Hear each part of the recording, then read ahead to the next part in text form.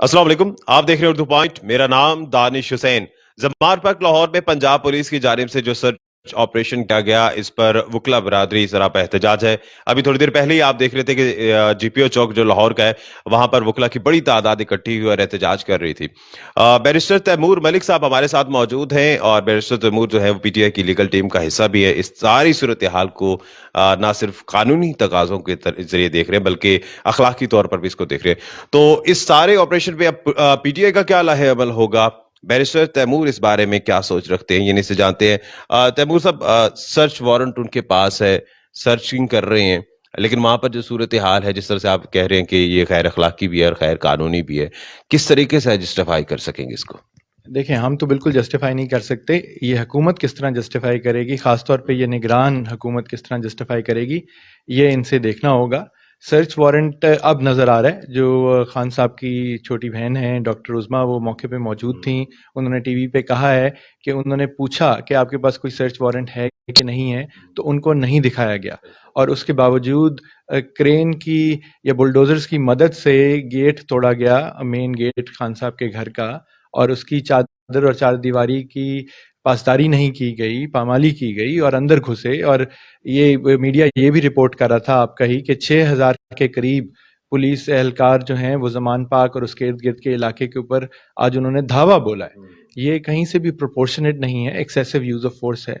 Search warrant वो भी एक साबिक वज़ीर आज़म के घर में, और वो कोई घर जो है वो दूसरों की तरह कई सौ कनाल पे मोहल्लत नहीं है। ये तो चंद कनाल का घर है, एक ज़मान पार्क, एक गुंजान आबाद इलाके के अंदर। तो वहाँ 6000 में सारे घर अतराफ में सारे घर हैं। बड़े उनके ही रिश्तेदार भी रहते हैं, हमारे सीनियर कानूनदान एतजाज एहसन और उनके घर वाले वहाँ उसके इर्द गिर्द रहते हैं। तो इस तरह करना जो है ये चीज़ ठीक नहीं है।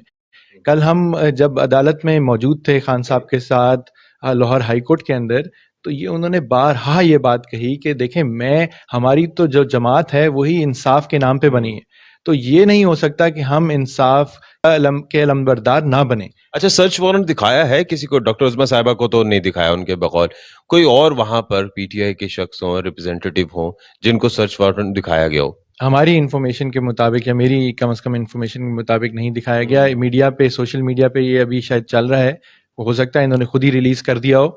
और उसमें भी अभी मैं देख रहा था कि कहा जा रहा है कि उसमें पता नहीं लिखा हुआ, टाइम नहीं लिखा हुआ, जो सर्च के तरीक़ेकार हैं उनके ऊपर अमल दरामद नहीं किया जा रहा। लेकिन इससे ज़्यादा ज़रूरी जो चीज़ है उस तनाजुर में जो कल की कोर्ट प्रोसीडिंग्स थी, उसके हिसाब से कि कल जब पहले केस लगा और ये कहा गया कि जी जो हमसे ये एक्सेस मांगते हैं या जो भी हम आगे अरेंजमेंट लेके चलें ताकि ये जो तनाव बन रहा है वो कम हो जाए। कानून सिर्फ, वो कहते हैं इंग्लिश में कि justice should not just be done, it's है। जो दूसरा फोकल पॉइंट है अली खान, वो खान साहब के साथ होता है और उनके साथ इस्लामाबाद के लिए निकला है।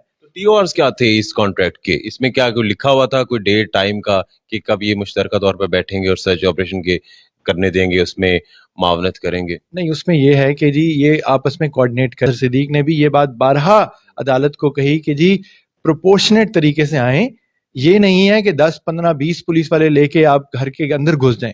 सो जिनको भी हम चैलेंज करना पड़ेगा, बिकॉज उसकी जो एफआईआर की फैक्ट्स हैं वो बिल्कुल भी ठीक नहीं है। ये हकायक को इसकी सही अक्कासी नहीं करते हैं। तो टीओआरस क्या थे इस कॉन्ट्रैक्ट के? टीओआरस तो देखें कई चीज़ों से रिलेटेड हैं। उसमें जलसों के ऊपर भी बात है, उसमें ये भी बात है कि जी अगर एक्सेस चाहिए तो कैसे होगा और आगे मामलात कैसे चलेंगे।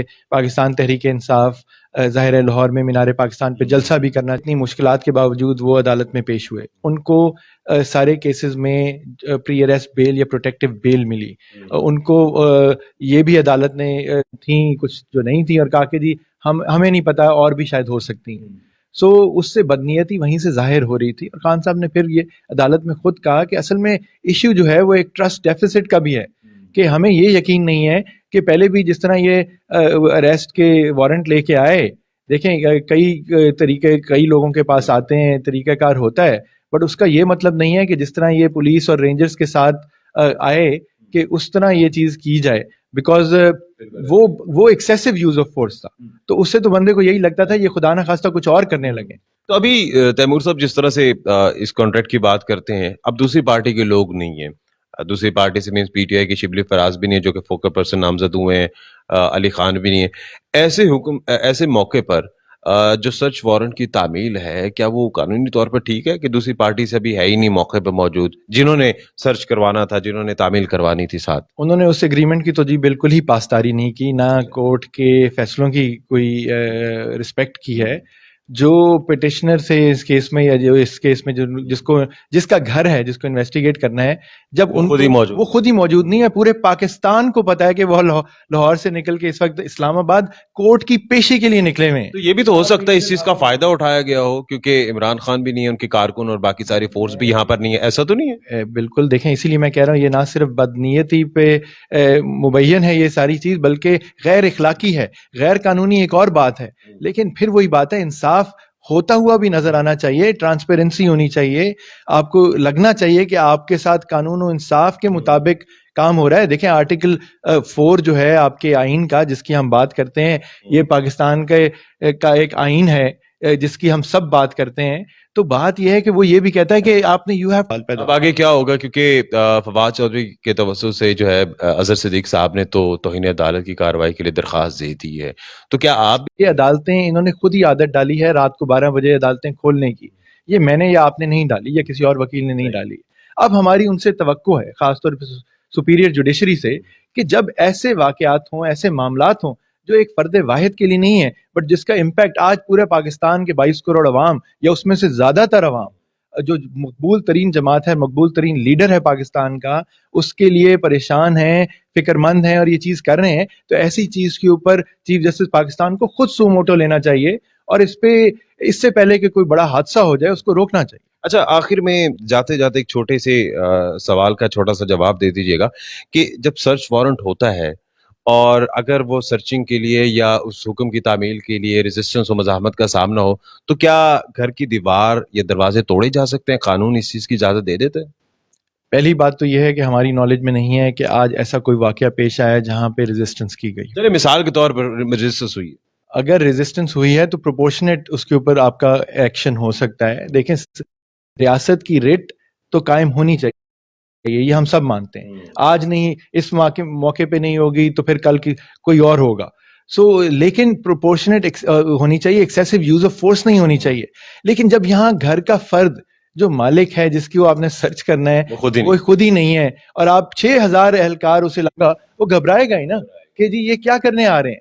کہ یہ ایک نارمل انویسٹیگیٹو طریقے سے جو سرچ کا مقصد ہے وہ تو پورا نہیں کرنے آ رہے. اور ہماری کرمنل لا کے اندر انفارچونیٹلی یہ ہم نے ہر طرف دیکھا ہے کہ جی گرفتاریاں اور برآمدگیاں ڈالی جاتی ہیں. تو یہاں پہ تو یہ اصل ڈرنا کہ اب اندر سے پتہ نہیں, اس وقت پریس کانفرنس شاید ہو رہی تھی آئی جی پولیس کی اور نگران وزیر اطلاعات کی, تو وہ اس میں کیا کیا برآمدگیاں اس وقت بتا رہے ہیں, اس کا میں یا آپ اچھا ہے کوئی کہ برآمدگیاں زیادہ نکلیں گی, وہ تو شاید ٹینک بھی نکالیں گے اور کیا کچھ نکال سکتے ہیں اس میں سے. رانا صاحب نے تو, رانا ثناء اللہ صاحب وزیر داخلہ صاحب نے, انہوں نے کہا کہ اندر بم بنانے کی فیکٹری تھی.